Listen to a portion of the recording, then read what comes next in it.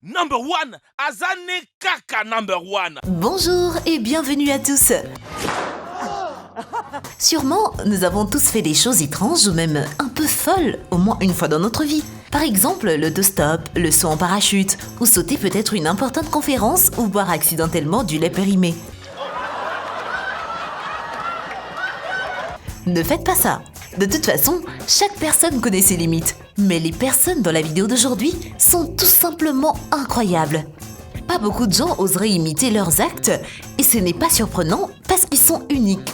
Et aujourd'hui, vous allez tout apprendre sur ces braves gens. Mais avant de commencer, voici la question du jour.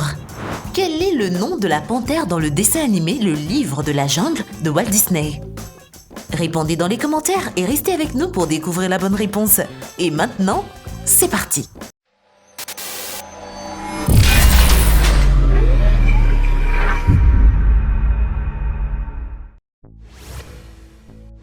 Et surtout, n'oubliez pas d'aimer et de vous abonner pour ne rater aucune de nos vidéos. Le roi des piqûres. Il n'y a rien d'agréable dans les piqûres d'insectes et parfois ça peut même être dangereux pour votre santé. Mais il y a un homme dans le monde qui est prêt à tolérer ces piqûres volontairement et non pas parce qu'il aime la douleur, mais parce que c'est son boulot. Voici Justin Smith, un biologiste américain et entomologiste qui se spécialise dans les hyménoptères. Il est devenu célèbre en tant qu'expert sur les piqûres d'insectes de partout dans le monde. Dans une expérience, le célèbre entomologiste a permis à beaucoup d'insectes de le mordre au nom de la science et a même mis au point son propre indice de douleur. Des piqûres dites des premiers niveaux sont considérées comme les plus faibles et leur effet ne dure pas plus de 5 minutes, mais la douleur de niveau 4 est insupportable et vous devez l'endurer pendant des heures. En plus, le biologiste décrit graphiquement les sensations de chaque piqûre. Vous pouvez facilement avoir la phobie des guêpes juste en lisant les résultats de ses recherches. Pendant la longue carrière de Smith, selon lui, il a été piqué plus de 1000 fois par 150 espèces différentes. En fonction de cette expérience extrêmement douloureuse, Smith a écrit un livre sur les insectes piqueurs où non seulement il fait part de ses impressions, mais aussi décrit chacun des insectes dans l'expérience. Selon lui, les insectes essayaient d'éviter les attaques, car ils peuvent perdre leur aiguillon, leurs jambes ou une partie de leurs ailes. Ainsi, ils piquent les humains seulement quand ils sont désespérés, parce que les autres méthodes pour les effrayer ne semblent pas marcher. Le scientifique affirme que les piqûres d'insectes l'ont aidé à mieux comprendre leur comportement, et même si ce n'est pas agréable, Smith aime son travail de tout son cœur. 2 mois dans un tonneau. Quand on parle de personnes vivant dans un baril, on se souvient habituellement de Diogène, l'ancien philosophe grec. Ce personnage célèbre vivait dans un énorme tonneau d'argile, utilisait son manteau pour se couvrir et généralement impressionnait les gens de différentes façons. Mais l'histoire et les motifs des Vernon Kruger étaient un peu différents. Ce résident sud-africain est monté dans un tonneau en bois de 500 litres à 25 mètres au-dessus du sol et s'est assis là pendant plus de 2 mois pour battre un record. Cependant, le précédent record était également de Kruger. En 1997, il s'était assis dans le même tonneau pendant 64 jours et tout a commencé comme une blague amicale. Vernon voulait battre le record du monde du temps passé assis dans un arbre. Mais après un peu de recherche, Kruger a découvert qu'un homme indonésien avait déjà battu le record en étant assis dans un arbre pendant 28 jours. Alors, il a abandonné cette idée. Puis quelqu'un est venu avec l'idée du tonneau. Ce record existait aussi, et il était de 54 jours. Mais Kruger a réussi à le battre.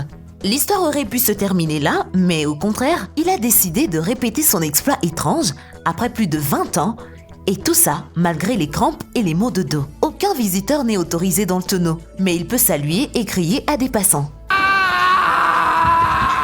D'autre part, selon Kruger, son corps s'est adapté à la vie dans le tonneau.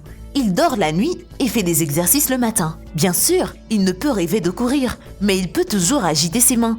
En 3e lieu, il n'a pas à se soucier de la nourriture. Elle est livrée directement par différents restaurants, mise dans un seau, et il le soulève dans le tonneau. Même s'il voulait, il ne peut pas descendre lui-même car il romprait les conditions du record. Mais aussi parce qu'en fait, il a été mis dans le tonneau à chaque fois par hélicoptère. Et par conséquent, il retourne à terre de la même manière. Surfer en haut talon. Tout celui qui a essayé de porter des hauts talons et qui a essayé de marcher avec sait à quel point c'est difficile même de se tenir debout. Dans tous les cas, ce n'est pas une tâche facile pour tous.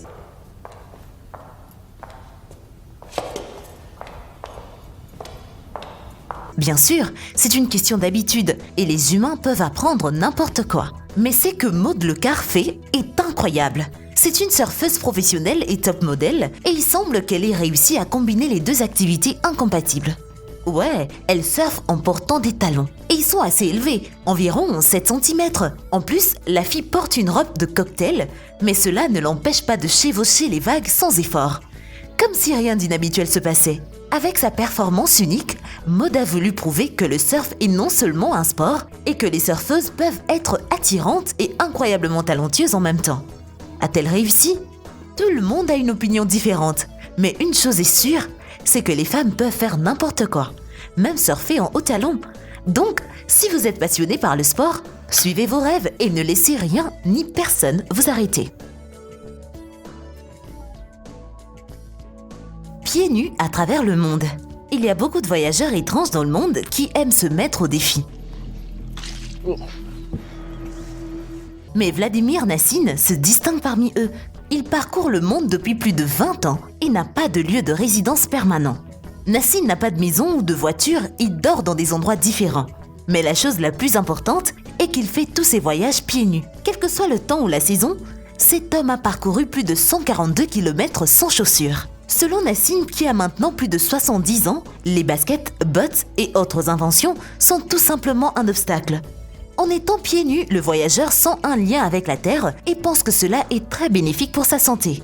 Nassine a marché de cette façon dans le Sahara et dans les neiges de Chakanga. Il affirme que marcher pieds nus n'est pas désagréable jusqu'à une température de moins 5 degrés. Mais nous ne vous conseillons pas d'essayer. Vladimir Nassine a décidé de marcher à travers le monde quand il vivait en Union soviétique et il a réussi à explorer toutes les 15 républiques de l'URSS avant que les frontières ne soient ouvertes.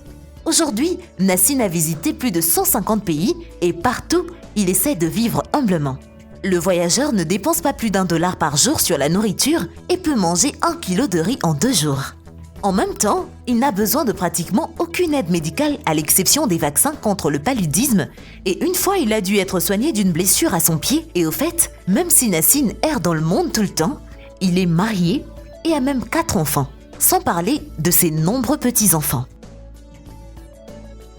637 000 abeilles.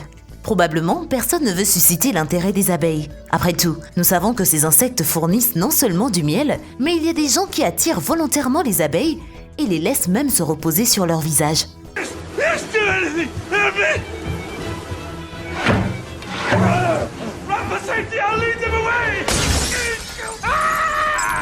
Mais ce ne sont pas de followers de Justin Smith qui a été mentionné plus tôt.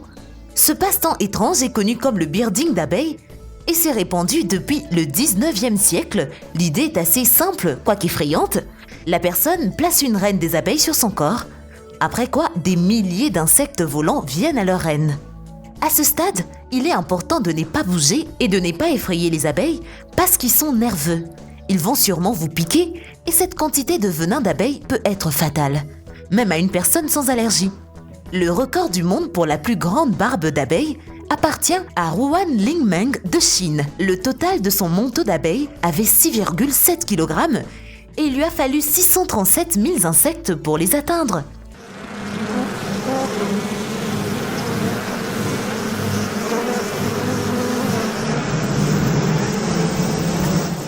L'homme a passé 53 minutes et 34 secondes avec les abeilles. Un record que personne ne voudrait battre. Un animal de compagnie unique. Certaines personnes aiment avoir des animaux exotiques comme animaux de compagnie. Avoir un chat ou un chien, ce n'est pas aussi cool et inhabituel que de posséder une tarentule ou une sorte de lézard étrange ou un serval ou une sangsue géante ou une... Attendez, une sangsue? Oui, nous ne plaisantons pas. Au moins une personne dans le monde a des sangsues. Et ils ne les utilisent pas pour une technique de médecine ancienne, mais comme animaux de compagnie. Il y a une vidéo en ligne d'une énorme sangsue qui suce le sang de l'avant-bras d'un homme et non à des fins médicinales comme vous pourriez le supposer, mais dans le cadre de son régime alimentaire habituel. Vous savez, comme nourrir votre hamster, mais au lieu de la nourriture, c'est votre propre sang. Et en juger par la taille de la sangsue, cet animal est vraiment bien nourri. Ce ne sont pas des créatures très jolies, elles poussent en fonction de la quantité de sang qu'elles boivent, et certaines peuvent atteindre jusqu'à 40 cm. On ne sait pas où cet amoureux de sangsue et son animal de compagnie bien aimé vivent, mais apparemment, la vidéo a été filmée au Japon. Et voilà, c'est tout pour aujourd'hui. Avant de nous quitter, la réponse à la question du jour, c'est Bagheera. Et surtout, n'oubliez pas d'aimer et de vous abonner pour ne rater aucune de nos vidéos. Quant à moi, je vous dis bye bye.